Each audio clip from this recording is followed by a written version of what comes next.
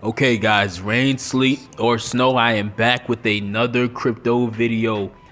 This first story here is actually what I feel is actually a pretty underrated story, and I guess I'm saying that because it's relevant to me. But as of a few days ago, on January 24th, at around 10 a.m., there was a very major decision by the court in the case that Celsius has as far as their bankruptcy is concerned, where the court just essentially granted access to Celsius, allowing them to give Celsius users who are part of the Flare airdrop. They're now gonna allow the people who participated in the Flare airdrop through Celsius. We will be able to get our Flare tokens. And you know, I was one of the people that unfortunately I claimed the airdrop through Celsius, so I was definitely just like frustrated thinking about like the possibility of not being able to get it. But now it's official that we are going to get it. Like here I will post like a screenshot of like the website that you could like put a claim in on. Like the website is cases.ra.kroll.com/Celsius committee. And you know, as you read the article, when you go further down, there's a point where it wants you to click on a link, and that link will take you to the Stretto website, which is like the I guess like the law firm that's responsible for like the claim processes related to like all the people in the net that was using Celsius that now need to, you know, file a claim and provide proof that they are entitled to, you know, get their crypto back, especially Flare in particular. So I think this is definitely a big moment. It's definitely a relieving moment just to know that at least at some point coming up that people like me will be able to get access to my Flare. Because mind you, when it comes to airdrops, I usually don't do exchanges because I have a Ledger Nano. Like I have private, you know, cold storage wallets. But around the time that the Flare airdrop happened, around the time that the snapshot happened back in, you know, late 2020, around that time I was super busy. I had other stuff going on, and just honestly, like, I was just being lazy. So I just said, man, screw it, man. I'm gonna put it on Celsius for a couple days, let the snapshot happen, and then take it off, you know. And that's what I did, you know. But obviously that wasn't a good decision. That was like the first and last time that I like claimed any like snapshot, did any airdrop related thing on an exchange. It's definitely the last, obviously. Like it's always better to just simply do it yourself, even when you got to go through that extra effort. But yeah, let me know in the comments if you were one of the people who are affected by Celsius not having any of our crypto, really, because the whole thing went bankrupt. But next story I want to get into here is a story from Decrypt, and it reads: Senator Ted Cruz wants vendors to accept Bitcoin at the Capitol. The Texas lawmaker introduced a resolution to prioritize crypto for payments within parts of Capitol Hill.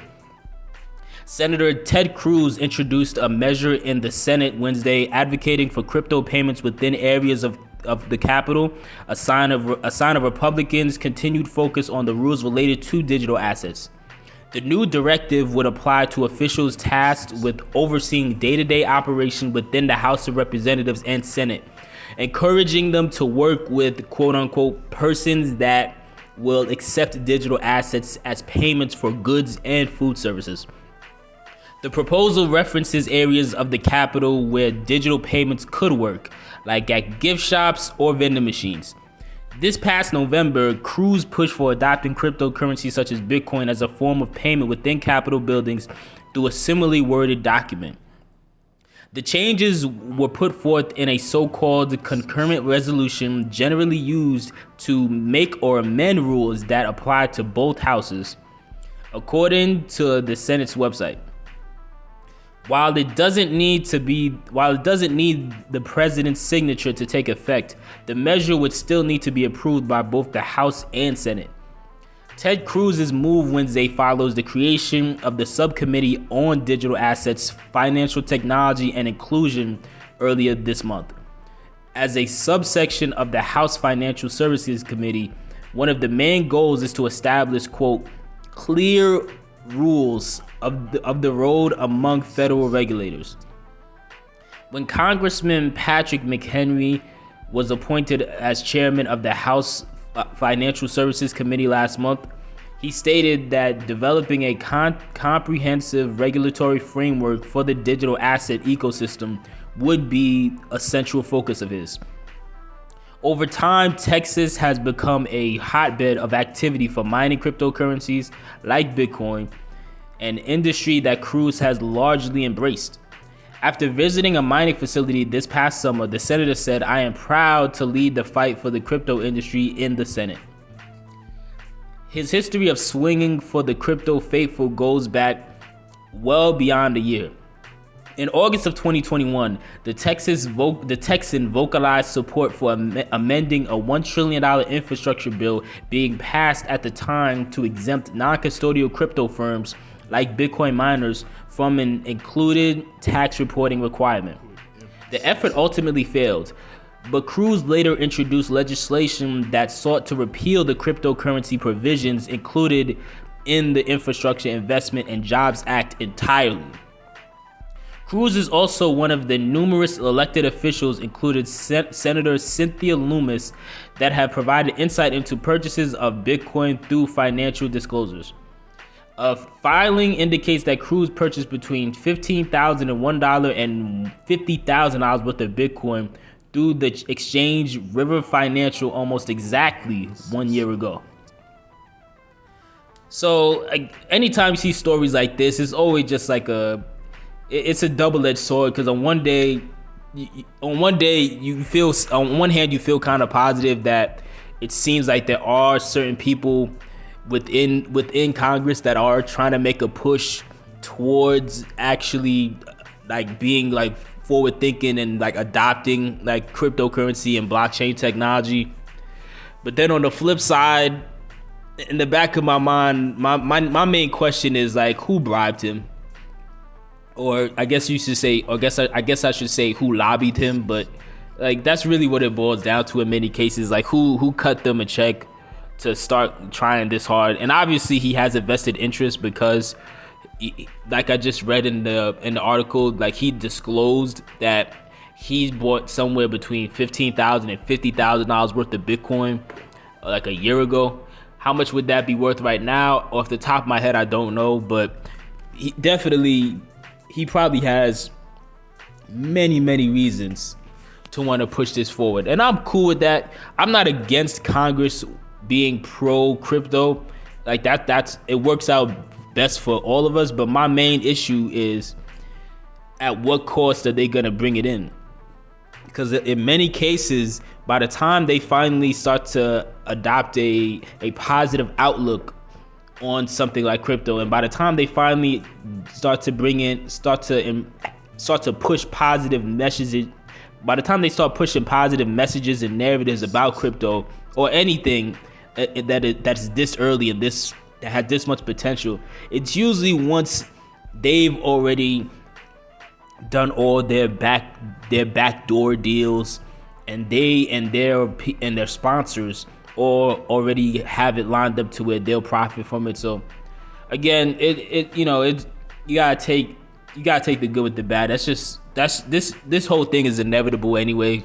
Not just crypto taking over, but also just Congress, really governments across the world wanting to get their hands on it in any way they can. Next story that I want to read here is a story related to Jay-Z. Then the story reads, backed by Jay-Z, Web3 hardware startup Spatial Labs raises $10 million. Founder Idris Sandhu opens up about his crypto hardware play and brainstorming with his quote-unquote big brother celebrity investor. Web3 startup Spatial Labs has raised $10 million in its seed funding round, led by Blockchain Capital and backed by billionaire rap artist Jay-Z. Jay-Z's venture capital firm Marcy Venture Partners. When combined with spatial pre-seed funding raise of $4 million, the new round brings the startup's total funding to $14 million. Spatial Labs has developed a 13mm microchip called LNQ1 chip, which can be sewn or embed into physical fashion items. Each chip can be scanned with a smartphone via near-field communication technology, revealing details about the item and creating a digital copy of it for metaverse wearability. Each physical chip is tied to an NFT on Polygon, which with lots of opportunities for brands to add details or custom content to the chip's metadata. Spatial Labs was created in 2019 by Idris Sandhu, a 25-year-old Ghanaian American entrepreneur. In an interview with The Crypt, Sandhu shared his vision for the hardware startup. Sandhu has many ideas for his LNQ chip technology. For one, he wants buyers of physical items that contain the chip to be able to easily get a digital version of that exact item for use on the metaverse platforms without having to buy the item twice.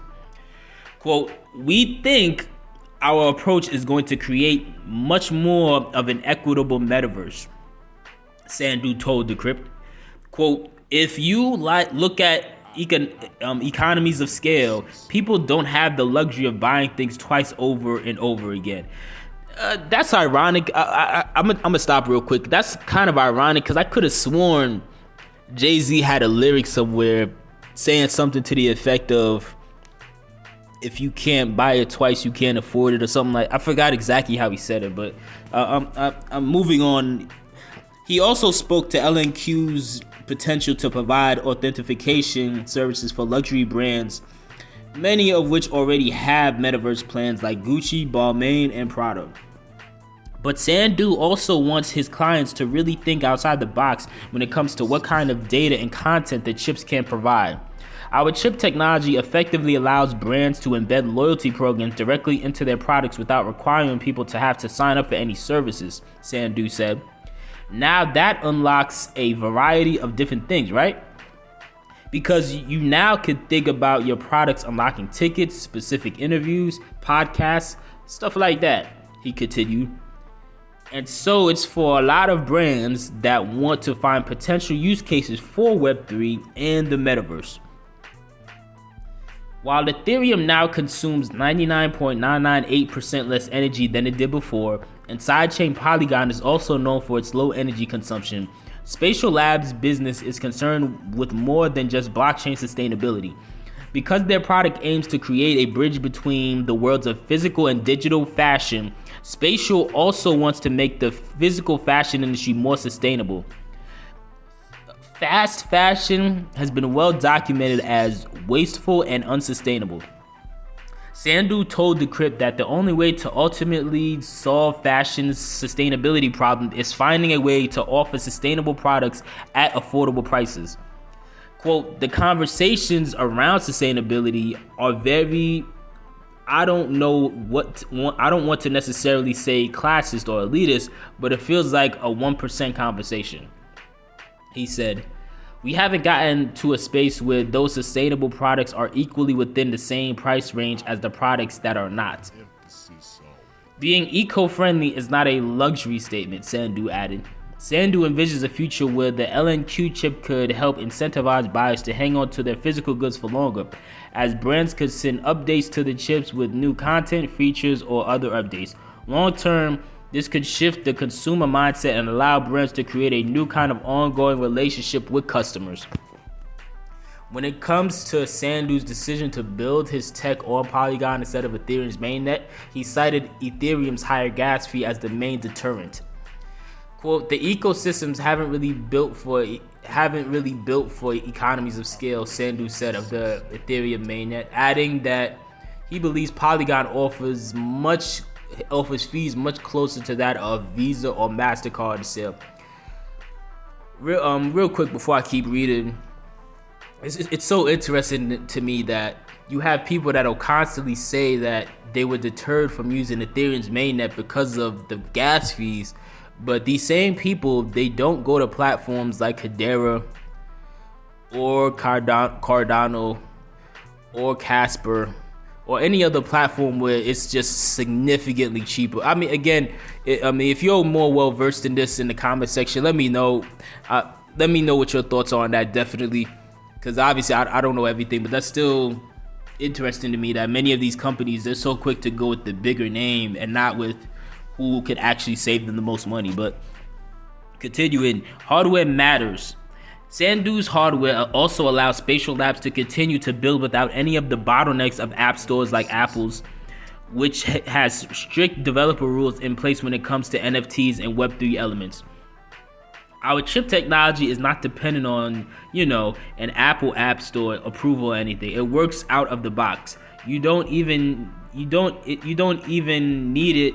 It doesn't even require you to have an app installed to access some of the metadata, and brands can customize it to their liking. Sandu said of the NFC chip. Breaking barriers with Jay-Z. Sandu believes he is in a unique position as one of the very few founders of color of a hardware-focused company. He views many VCs' investment as heavily skewed and heavily biased against hardware founders like him, in part because there is little historical precedent for potential investors to draw when making decisions. We're not just making a funding announcement and going back to work, Sandu said. We're going to continue breaking down these barriers that exist.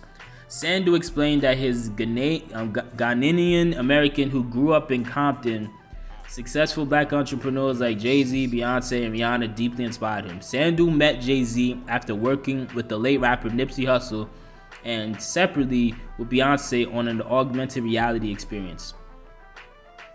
Sandu said that when he first connected with Jay-Z, it was perfect harmony. Jay is actually like a big brother, but also like a good friend, but also an investor, Sandu said. Me and Jay have a great business relationship. He shared that he and the 24 Grammy Award-winning musician bounce ideas off each other and share the same vision of how they can make an impact. I quote, I trust that more people will be able to see this unconventional way of approaching business and be inspired by it, to know that what it looks like for me, because as much as I love like Silicon Valley VCs, I can only relate to so much because the culture is so different, Sandu said. There's such a big divide. So obviously that was definitely a mouthful, but I think it's interesting, but I would be very cautious of this, because anything that involves a chip being like, it's already bad enough that we got these credit cards with these chips, we got these cell phones tracking us all day long. I really don't want to add unnecessary chips, like me personally, not in my skin. Like I know that some companies, they're putting chips in their skin. Now granted, this company that Jay-Z's invested in, they're putting chips in the clothes, but I still wouldn't really trust any of that, because in many cases, many of these companies, they try to make it seem like they're doing it for people's best interest, but then somehow, some way, they're still gonna use it to sell your data. They're gonna use it to they're gonna sell the data, letting third-party companies know how much time you spend wearing a certain type of clothes, trying to get an idea of, okay, he or she wears this 8 times a month. It's this color, so this is probably their favorite color. Oh, let's start marketing items that are this color to this person to see if it actually boosts the chances of them buying it. Okay, we did it, they bought it. It's stuff like that sounds simple and not like a big deal, but I definitely think that could snowball out of control. So that's not something that I would be super excited about, but it's still interesting to see the different developments in this space. So again, let me know what your thoughts are on this in the comment section below.